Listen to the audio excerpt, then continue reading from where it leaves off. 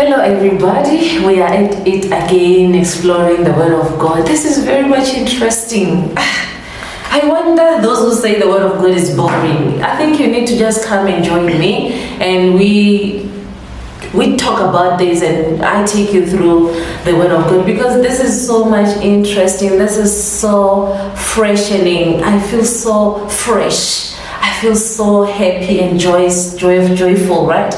So what we do in this channel, we explore the Word of God. We pay attention to the Word of God.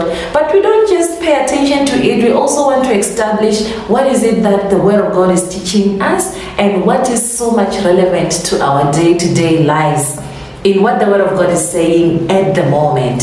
So we're going to be talking about the lessons that we learn from Jesus raising up Lazarus. So this is what happened in the Word of God in the book of John chapter 11. If you go and read the book of John chapter 11, you will read about the death of Lazarus and the resurrection and life. You'll read about Jesus raising Lazarus, right? But this is what we want to focus on. So don't forget, it's in the book of John chapter 11. So here is Mary and Martha, the sisters of Lazarus. They are on their way to report the death of Lazarus to Jesus Christ. And when they are going there, they tell Jesus, your friend is dead. And Jesus is like, okay, I'm going to come with you.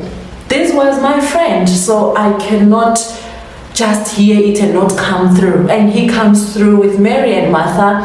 And Mary and Martha are so concerned, and they're starting to blame Jesus. If you were here, our brother was not gonna die. If this and that. And sometimes we just want a place of relief at the moment.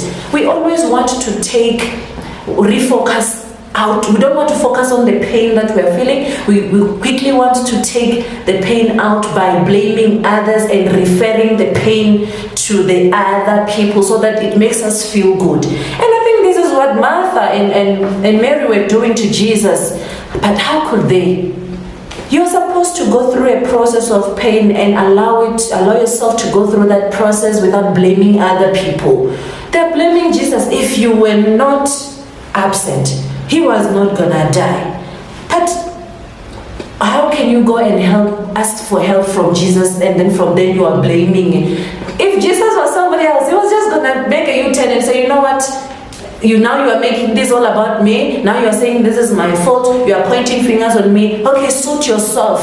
Then I'm going. So they were trying to piss up Jesus. I think let's stop doing that to other people and try to. We need help from them, and now we are trying to bicker about the situation, and that it is them blaming them. When it's time of needing help, let's need help, and when we are done with the help, we can focus on other things. So this is the lesson number one that we are learning from Mary and Martha, that you are not supposed to do that. And if you're out there, you are Mary and Martha, please stop doing that. Lesson number two, Jesus is so calm. Can I just get the calmness of Jesus? Copy and paste it. Just want to copy and paste it in my heart. That guy, he is calm. That guy, he is cool.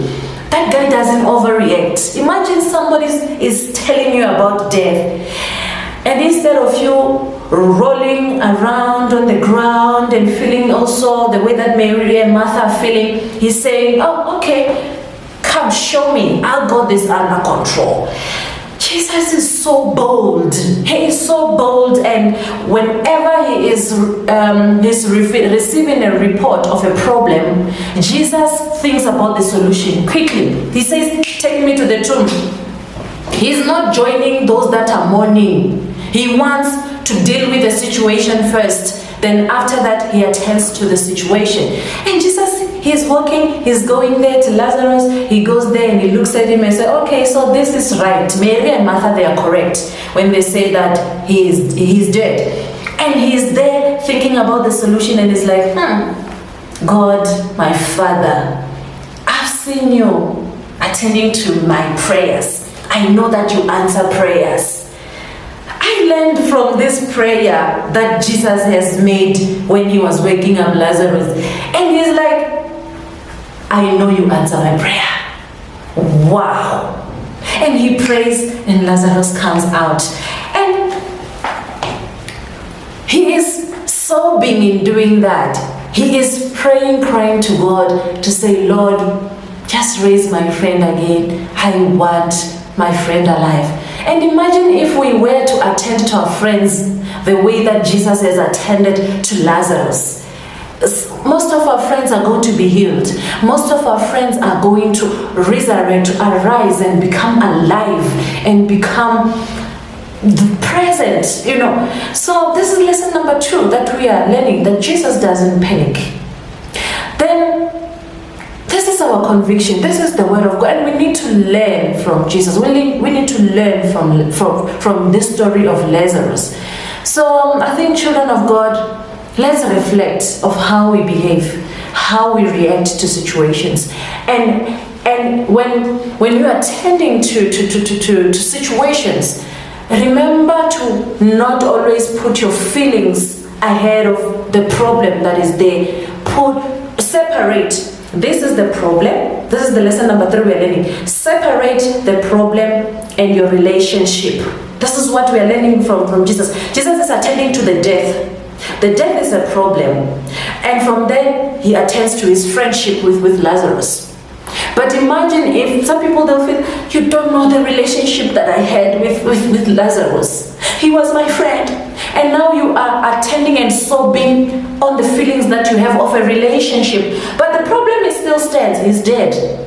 Lazarus is still dead. So let's try not to attend to our feelings so much. Let's attend to issues first, then we'll attend to our relationship after. This is the problem, this is the relationship. And I think in most of relationships and marriages, if we can attend it like this, I'm telling you, we're going to continue with our friendship. We're going to continue with our marriage. We're going to continue with our relationship. The problems will come. The Bible says the temptations will come.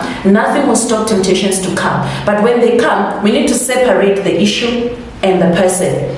This is Lazarus. This is the problem. The problem is death. But who died is not Lazarus. It's just that the death has come over him and overshadowed him. Now we no longer see Lazarus alive. We see Lazarus in the darkness, in the dead. So now what do we need to do? We need to remove the dead out of Lazarus. Then Lazarus remains. Now we have attended to the problem. We have removed the problem. And now we are left with the friendship sustained. So this is it, children of God. What we do here, we pay attention to the word of God. We attend to the word of God. This is the great grace, the great vibes. This is why we said the word of God is very much interesting. And this is why we constantly feed our spirit. God bless you as you hit the subscription button. Do not forget the notification bell, because whenever we upload this video, you have to feed your spirit. I cannot afford you to miss this, because I need your spirit to be well fed. So may God bless you.